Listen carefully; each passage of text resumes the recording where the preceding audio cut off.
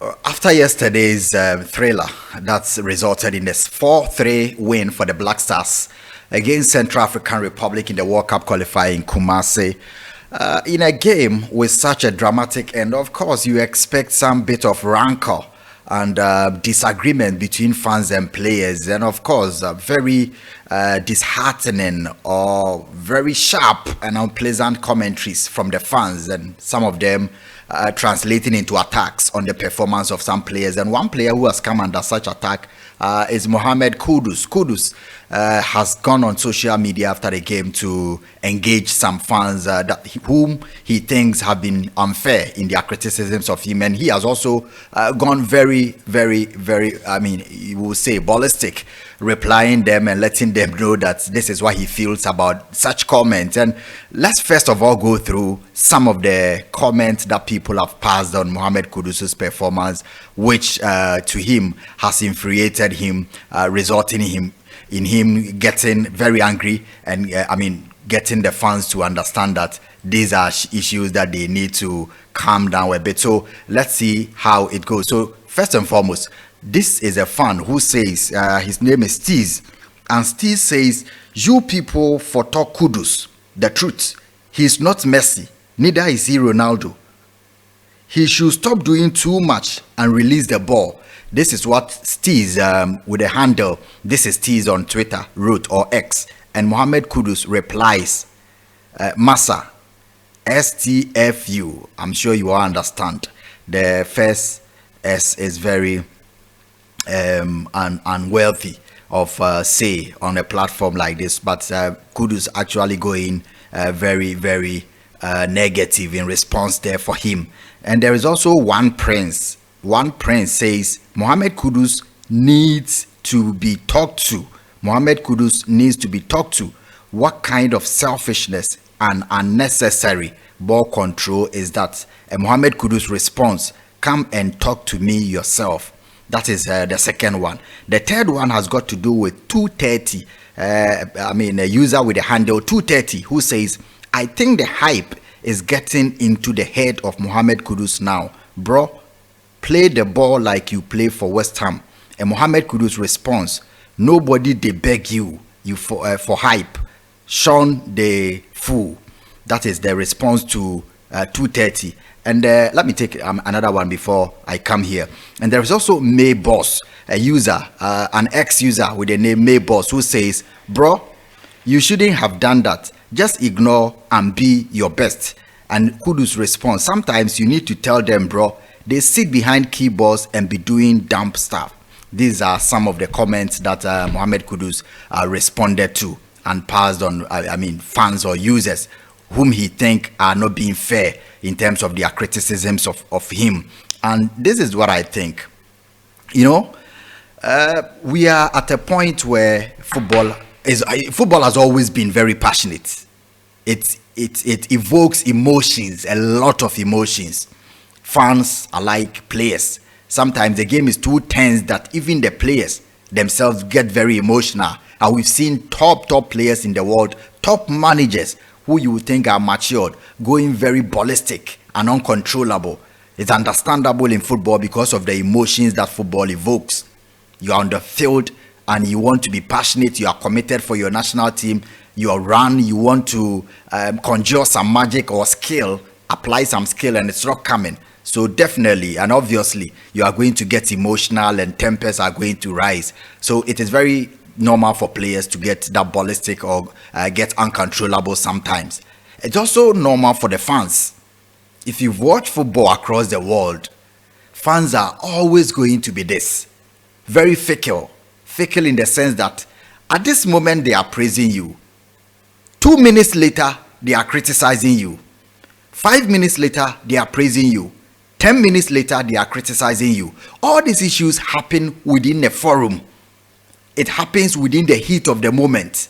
As and when the game is happening, it is contemporaneous. It's not like somebody has finished watching the game, goes to his house and comes back to criticize, or two days or 48 hours later, the person is criticizing. Sometimes when the game is ongoing, tempers are high for the fans. They want to see a win. And especially in this era where people are following football, having invested their money as as investors, they call themselves in betting. They want to see a player score. Sometimes they've gone to bet behind a player, and this player is doing something that they feel is not right. They may not know what the tactical deployment is, what the coach has told the player. They just go and bet. I'm not saying everyone, but some people get overly emotional because they have invested their money and want a player to score a goal, or they want a team to win. And when things are not happening, they get very angry. They get very incensed. They get very, hyper. And they want to criticize. They take their phone. At that point, you get uncontrollable. At that point, the adrenaline in you can never be controlled. You type anything and you send it on social media. So that is what I think between players and the fans. Football is about that. Some people have gone through it. But my point is that, one, we need to draw a balance. We need to draw a balance. My point number one, balance as in what is an abuse and what is a criticism of a player's performance. What is an abuse? I would think that getting personal, using players' color, their religion, their tribe or ethnic, or anything that is personal, to attack or criticize them because of a performance, their family, or things that are not related to play, or insult, barefaced insult, open, wide insults, clear insults. These are things that I think will amount to abuse or will constitute abuse as in the person of the player or manager. So we have to draw a line here. What is an abuse? An abuse will be going beyond making a fair comment or criticizing a player on a performance that you think is obvious that it is not going according to plan. And the players have their bad days as well. And we are expected or allowed to criticize. So what is criticism and what is abuse? An abuse will be going beyond the confines of the game, the environment within which the game is happening, and the performance of the player vis-a-vis the game. Not beyond that. And also, abuse will be constant. That there is somebody who has constantly been on a particular player, whether they are criticisms, but it is always that particular player. So they may not be insult or not be barefaced insult or attacks, personal attacks, but because of the manner of criticism, it's been constant. No matter how good this player plays, there is somebody who is going to be vocal and very caustic about the person's performance. He's always going to be very vehement in terms of commentary about the person's performance. That is the regularity or the constant nature. They are not insults, but you can see that he's abusing the player. So these are the two lines that we need to draw. Going beyond performance in terms of the football related action on the field, and also doing it overly or overboard in a manner that a normal person or a reasonable person will not do. That is what I think will constitute an abuse. What is not an abuse, however, is when the game is happening. Fans are like that. The fans are very, very fickle. They are fickle, like I mentioned. Everything that's happening on the field is happening within the spur of the moment. You do something and you come back and say, did I even write this? The game is 90 minutes, but it happens in the spur of the moment. What is not an abuse is that somebody is saying, you should have laid this pass earlier. Don't do that. This is not something that a professional footballer of your caliber should do. That is not an abuse to me. The fans are making a fair comment. So when somebody says you should have shot instead of pass, they are ignorant or maybe ignorant about the game. But that is what they think. Or they have read that other people are saying same. And so they want to also say you should have shot instead of pass, or you should have passed instead of shooting. And so many players in this world, including Messi, Ronaldo, have come under this. And I don't think that this is an abuse. So I'm drawing the line so that we all go back and see what should be done and what should not be done as fans and as players. So the criticisms will come. And also, when some of these things happen, they happen in the heat of the moment. Your heart is following the game intensely, keenly, And so everything that happens, football has killed people. So when things like this are going on, you want to contribute, you want to comment. Oh, this, that. That's why when there is a game, you see the in-game live text is going like every millisecond, or within a millisecond, there is like 100,000 comments on a particular game. Everybody, I mentioned this on a previous platform. When the game is ongoing, a big game of that nature, it's like a marketplace. Everybody is shouting, everybody is being caustic. Some of them are sending praises, some of them are criticizing, some of them are being very, very vocal about something. Some of them are just being polemic. They just want to be controversial. It's a marketplace. Everybody has a phone. In the past, players were coming under attack, abuse in the stadium because there was no social media. So the only avenue for the fans to attack players or criticize them was in the stadium. So the insults were very, very severe. You go to the stadium and people are insulting. I don't condone. It is not something that we should compromise on, insult, or no, this is not something that we should. All football fans across the world do it. But it's not something that I support. But in the stadium, when the game is ongoing, that is when the fans have the opportunity. They say, we want to say this, we want to say that. But now, because of social media, there has been an extension of this conversation. In the past, you can only speak when you are walking to the stadium, in the stadium, and after the game, you sit at a pub and you begin to, if you win, you celebrate and praise your players or manager. If you lose, you begin to criticize your players and do an analysis of what went right and what went wrong. It is gone until the following week or next match day. Now, footballers have to come to terms with social media or the new media, that after their performance, things that people said in the stadium that they did not hear, it's now coming in front of them. They are going to have to pick their phones and see a lot of notifications.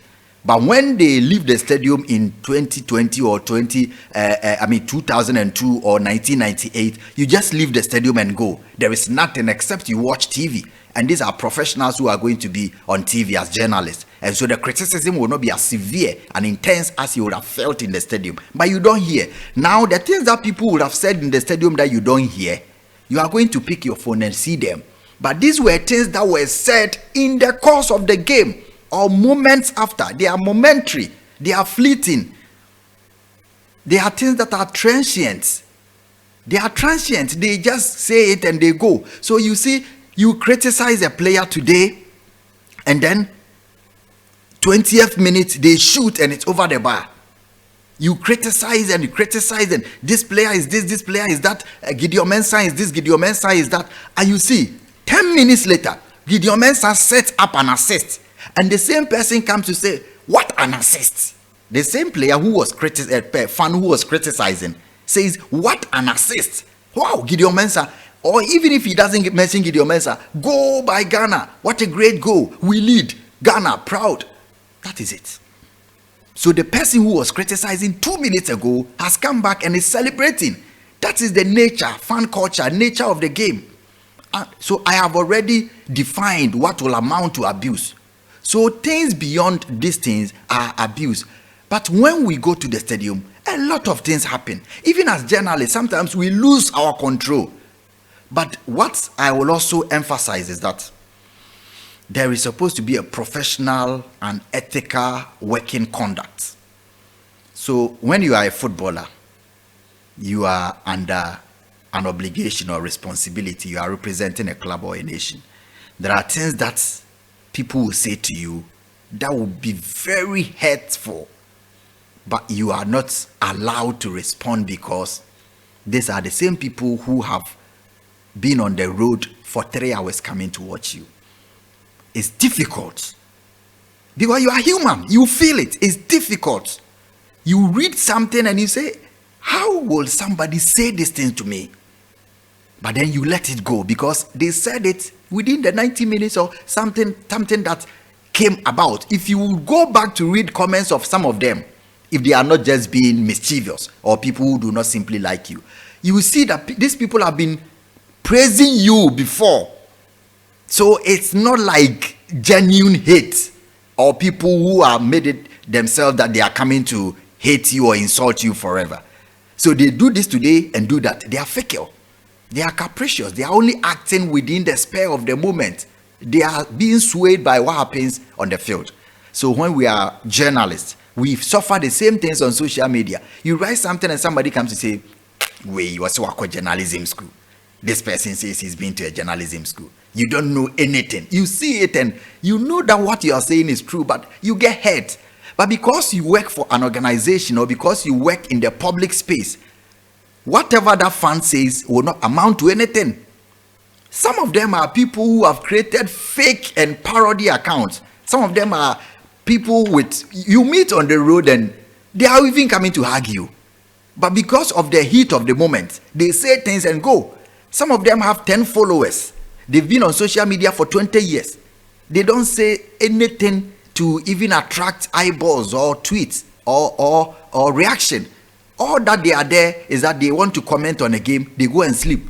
So if you in the public space as a journalist, as a TV person, or as a footballer who is globally known or national, product, you go and respond to some of these things, you give credence to them.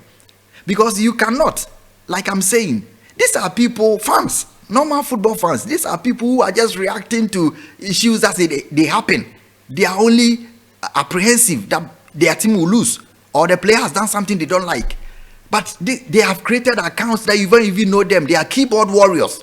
A lot of them are keyboard warriors. You meet them in real life, they can't talk. So if you say you are going to respond to the assessment of your life or career, you are going to respond to the assessment of your life or career from such people, how can you survive? They don't care. It is you who have a reputation to protect. It is you that everybody knows. Now we are discussing it because Kudus responded. Ordinarily, nobody will care about what the fans have said. It will go, it's fleeting. Tomorrow we will not remember. The players are human. I understand. They feel it. But I think some of them or some of these things should be overlooked. We as media people or in the public space try as much as possible. Sometimes you go to bed crying. Somebody has written something about you. Somebody has responded in a manner that is very caustic, very, very attacking.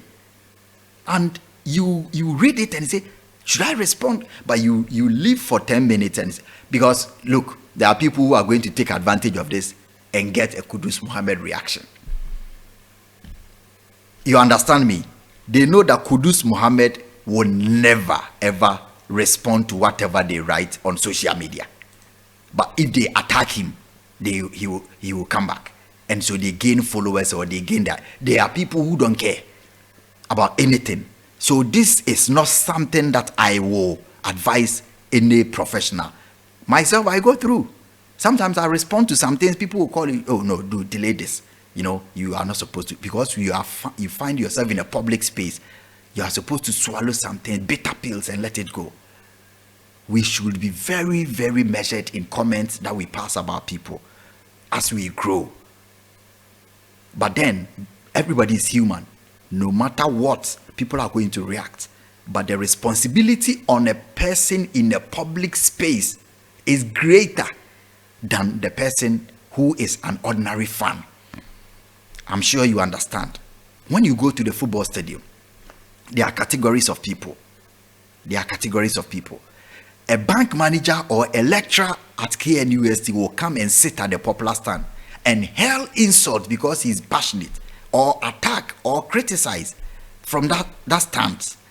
It will go unattended to, because despite the fact that he is a lecturer and a learned person, he is regarded as a fan.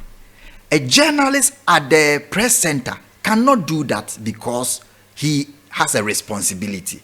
So when we do that, we have breached. That is what happens. And there are issues that tempers will be high. Sometimes when professional people misconduct, the only thing is to apologize, because even though you are right, that is not what is expected of you. So footballers, people in public space should try as much as possible to overlook some of these things, no matter how hurtful they are. But also, the fans should be very, very, very careful in the comments. I said earlier, we are not saying people should be guarded, but when things go beyond a reasonable measure and people cannot take it anymore, they will respond. My only advice is that Kudus Mohammed is very much loved. Kudus is very, very loved. He's very much loved by Ghanaians, and I'm not going to lie about that. They are saying all this because they love the player. I've seen some of them. Some people do not simply like whatever you do, and these people should not be people that you are going to, let your career revolve around. Kudus is loved. What I will advise is that as my little brother, I think he has the opportunity to respond to some people, but the people around him should not allow him, because he's a player that I think is a potential to win the Ballon d'Or one day. He's a player that I think potentially can win the FIFA Best Player Award very soon. Very, very soon. He's a player that is expected to play at one of the top clubs in the world, or if not the top clubs. Some of these things should not be things that will distress him or get him worried. He will be worried, but people around him should try as much as possible to advise him to stay off. In terms of communication, I am in the communication field. After games, maybe you don't go to social media, or you have to control yourself when you go there, because he's done so much for Ghana. In the last few years that the national team has been struggling, his numbers have been impressive.